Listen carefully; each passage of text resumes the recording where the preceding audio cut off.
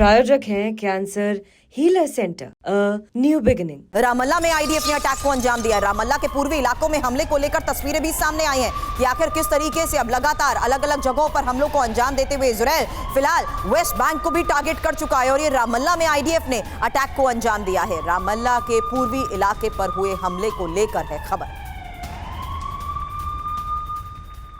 इस बीच बड़ी खबर यह है कि इजराइल के लिए अमेरिका बड़ी मदद भेजेगा। हथियारों की बड़ी खेप अमेरिका की तरफ से भेजी जाएगी और अरबों डॉलर के एरियल बॉम्ब और बंकर बस्टर बॉम्ब जिस तरीके से अमेरिका की तरफ से भेजने का फैसला हुआ है उसको लेकर भी खबर आ रही है। तो इजराइल के लिए अमेरिकी मदद को लेकर यह खबर, जहां हथियारों की बड़ी खेप अमेरिका की तरफ से भेजी जाएगी, अरबों डॉलर के एरियल बॉम्ब के साथ साथ बंकर बस्टर बॉम्ब भेजे जाएंगे।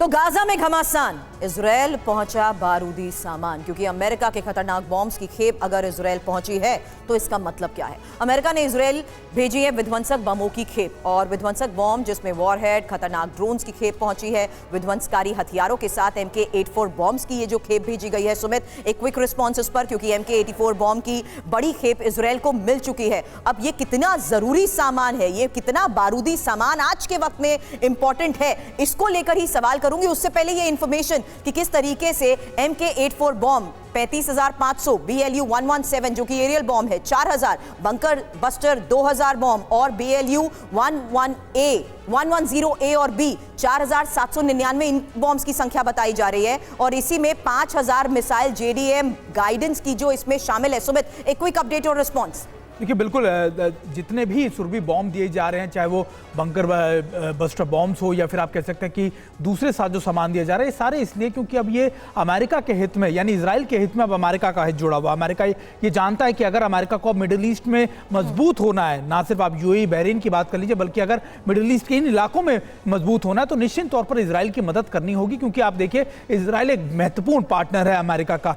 और सबसे इंपॉर्टेंट बात यह कि अभी इजराइल और अमेरिका का एक ही काउंटर है, एक ही माफ कीजिएगा दुश्मन है, वो है ईरान।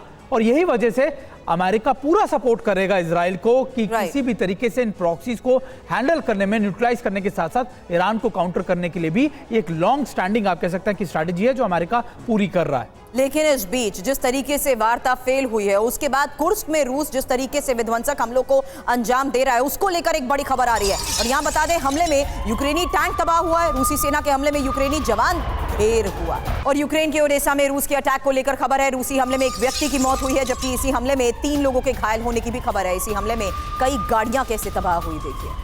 रूस बेलारूस की बड़ी वॉर ड्रिल को लेकर खबर आई है और नौसेना और एरोस्पेस बलों की ये ड्रिल की तस्वीर है। आपको बता दें, घातक मिसाइलों से लैस वॉरशिप के साथ वॉर ड्रिल को लेकर जो खबर आई है, इसके बारे में मेस्टन सर आपसे करूंगी सवाल, इसका मतलब क्या है। उससे पहले ये खबर जानना बहुत जरूरी है कि आखिर किस तरीके से ट्रंप और जेलेंस्की की झड़प के बाद रूस बेलारूस की विध्वंसक ड्रिल की तस्वीरें सामने आई हैं और इसी ड्रिल में रूस बेलारूस के सैनिक शामिल बताए जा रहे हैं। कॉम्बैट ड्रिल में 1000 से ज्यादा सैनिक शामिल बताए जा रहे हैं। वॉरप्लेन और वॉरशिप और सबमरीन्स के साथ ड्रिल की ये जो तैयारी है, इसका मतलब क्या है मेस्टन सर, क्योंकि सैनिकों को परमाणु हथियारों की ट्रेनिंग की तैयारी बताई जा रही है। घातक मिसाइलों से लैस 10 वॉरशिप ड्रिल में शामिल बताए जा रहे हैं। कई आधुनिक हथियारों के साथ वॉर ड्रिल होगी और यूक्रेन के खिलाफ अंतिम फैसले की क्या ये रूस की तैयारी है?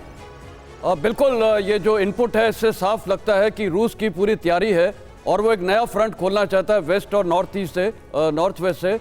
बेसिकली उसका अभी डायरेक्शन ऑफ अटैक हो जाएगा कीव। जैसे शुरू में जब अटैक हुए थे 3 साल पहले, वो भी हर डायरेक्शन से हुए थे और कीव के पास उनके ट्रुप्स पहुंच गए थे, पर आपने देखा है किस प्रकार यूक्रेनी सेना ने उस समय हमलों को विफल कर दिया था।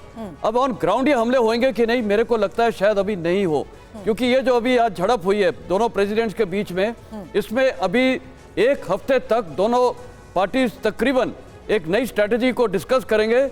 लेकिन ये जो एक मौका मिला, विंडो ऑफ अपॉर्चुनिटी, इसमें प्रेसिडेंट पुतिन का साफ एम रहेगा कि हर फ्रंट पे, हर डायरेक्शन से काफ़ी बम्बार्डमेंट करना और खासकर डोनेट्स्क और ये जो कुर्स्क को लिबरेट कराना और डोनेट्स्क और ये जो लुहांस्क का इलाका है वहाँ पर और हमला जारी करना, जिससे और टेरिटरी कैप्चर कर पाए।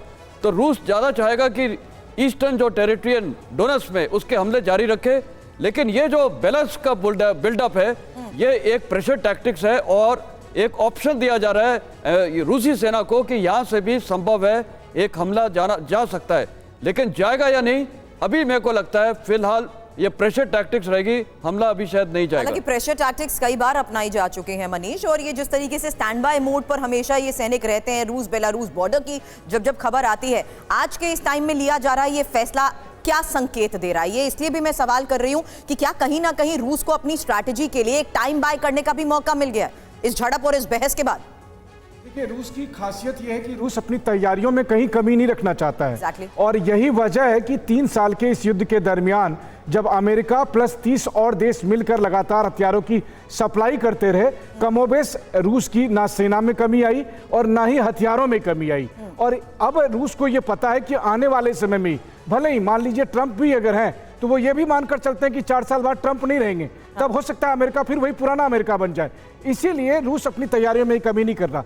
और ऐसे खास माहौल पर जबकि रूस के सामने एक नया फ्रंट खड़ा होता हुआ दिख रहा है, वो है यूरोप का फ्रंट, नाटो माइनस अमेरिका का फ्रंट। और रूस को भी पता है रूस को जितनी दुश्मनी अमेरिका से नहीं है उससे ज्यादा दुश्मनी ब्रिटेन और फ्रांस और जर्मनी जैसे मुल्कों से है, इतिहास ये कहता है। तो रूस इसीलिए उस तरह की तैयारी कर रहा है। बेलारूस जैसे फ्रंट उस समय बहुत काम आएंगे जब रूस की अगर सीधे टक्कर नाटो के बाकी मुल्कों से होती है, यूरोपियन यूनियन के देशों से होती है, उस वक्त बेलारूस जैसे फ्रंट पर जो की हुई तैयारी है वो असली युद्ध में काम आएगी। लेकिन सवाल यही है कि क्या एक और अलग फ्रंट होगा जिसके साथ अब युद्ध की तैयारी में रूस है?